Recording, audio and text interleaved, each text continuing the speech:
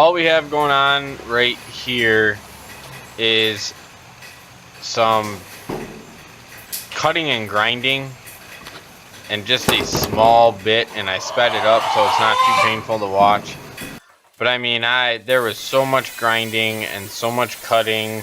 Like, I can't even tell you how many grinding wheels I went through, how many Sawzall blades I went through.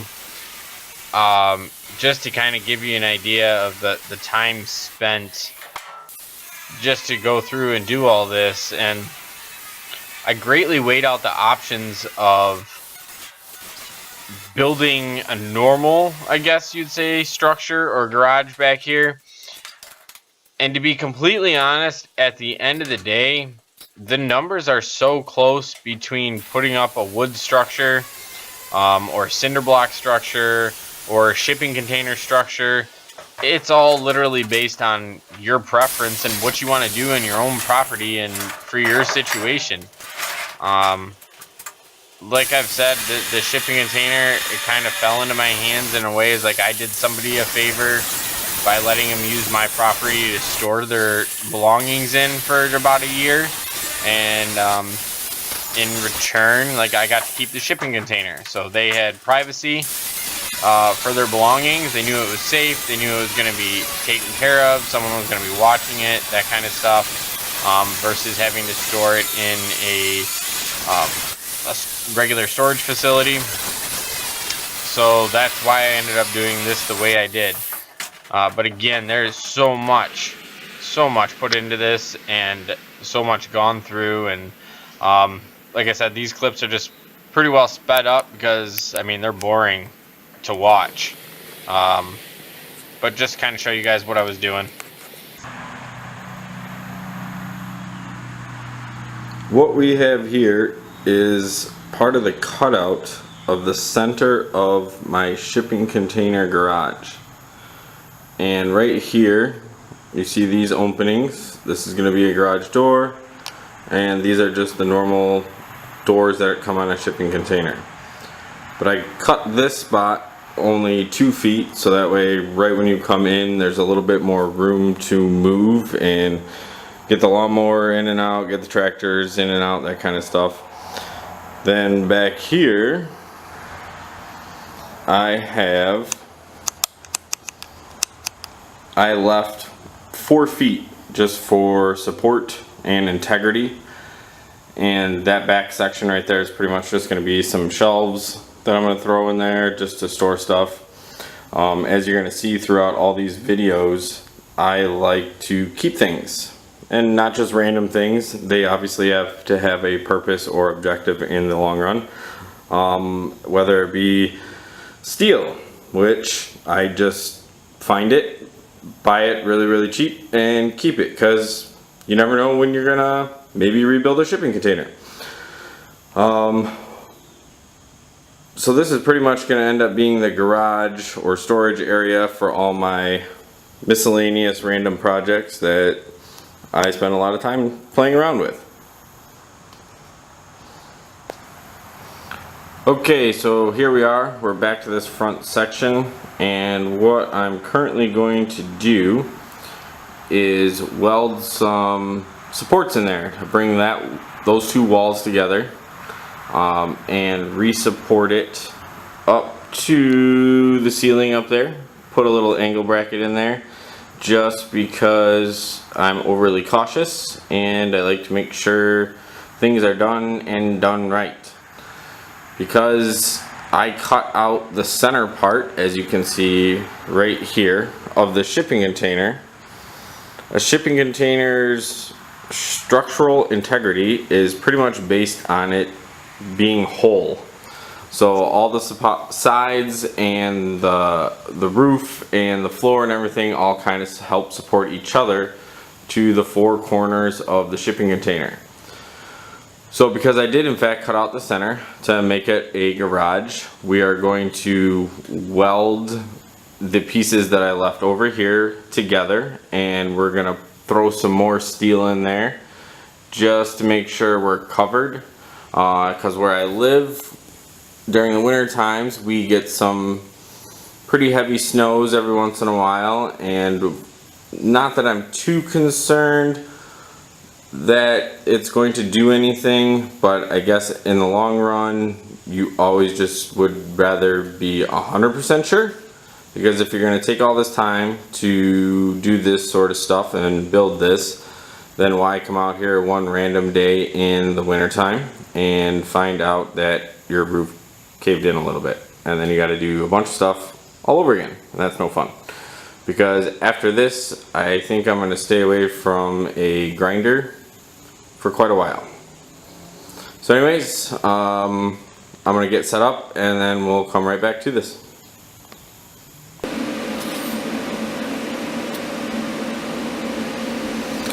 Alright, so I got the welder set up. I got a couple pieces of steel sitting here. We're gonna throw these in real quick to let you guys watch. By no means am I a professional welder, not certified, nothing like that, so don't try this at home if you're not, or you don't have the knowledge base in order to use one. They kill.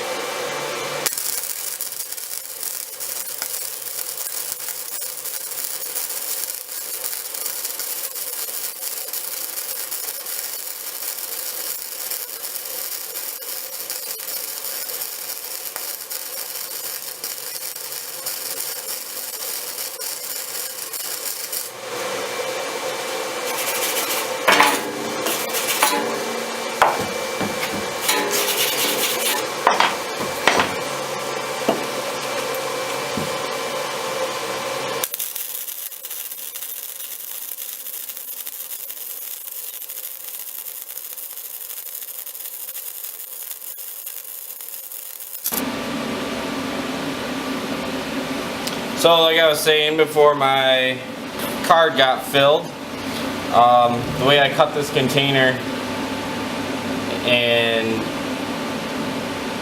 only left the 2 feet here on this edge, I want to make sure I got as much support as possible, just because what I'm going to have in here is going to weigh a lot. I've got the whole container lifted 3 feet off the ground, sitting on cement pads that I put in. But still, I mean, you've just got the beams that are here and the beams that are on the top. And since I cut out the walls in the center, I'm cutting out pretty much 50% of the support that is typically set up for these containers. So I'm going to put a few big pieces of steel in here, like this guy, just to make sure that everything is pulled back together. So here we go.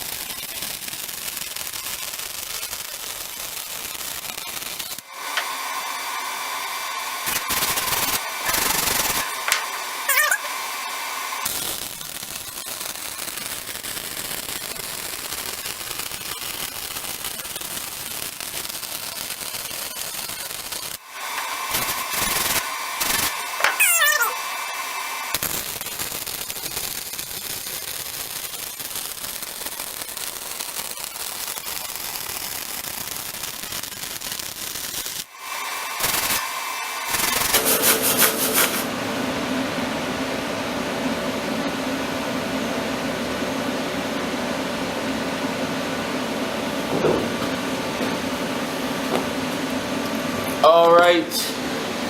I'm gonna throw the rest of this together, but you guys probably don't need or want to watch because that would just get painfully boring. Just trying to show you here what I did. Maybe. Come on, camera. Anyways, we got a triple stack weld set up just because I'm working on some low amperage and want to make sure we get good penetration and so everything stays together and structurally sound. Alright, see you guys in a minute. Alright, we're back. We're going to put this last piece in here and I'm kind of going to explain why I'm doing what I'm doing. So I got the first piece down here that you guys saw me throw in. I just put this one in. We're going to put this third piece all the way up here at the top. And it's going to overlap this one a little bit. The reason why we're overlapping is so we got a little more push or plating back here, because I'm going to have a support come in from here, come right down into here. That way it helps re-support that whole center area that I cut out. So we're going to get this guy tacked in and then weld it up.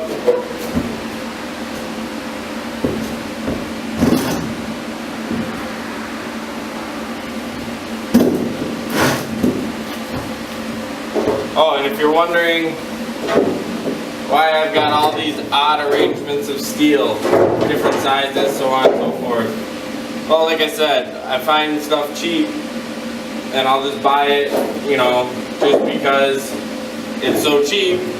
I know I'll use it one way or another, and in the long run, I can sit here and cut that little piece off, but it's never bad to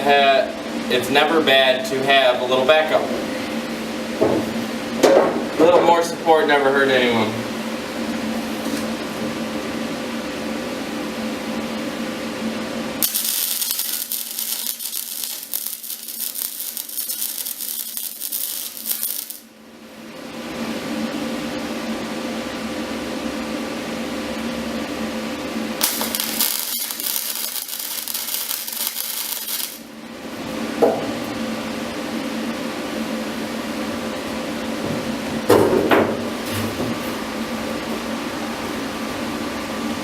Make sure I kept it relatively straight.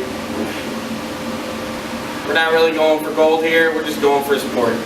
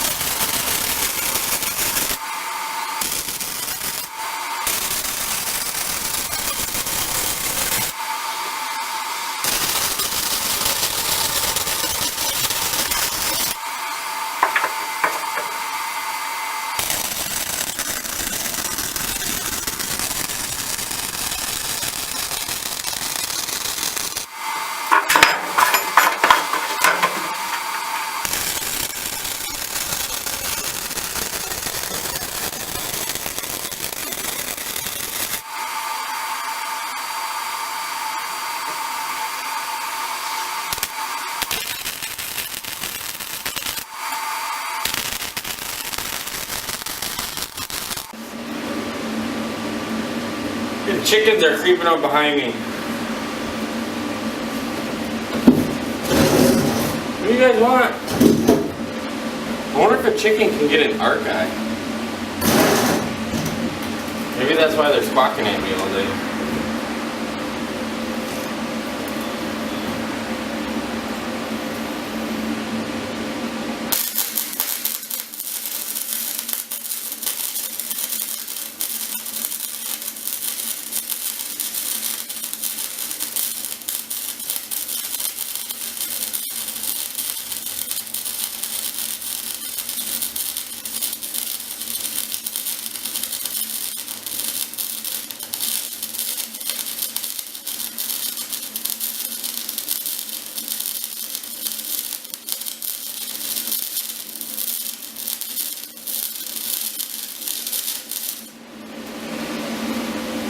Alright, there's the basics. We're obviously going to do a little bit more in there, but I'm not going to bore you guys to death.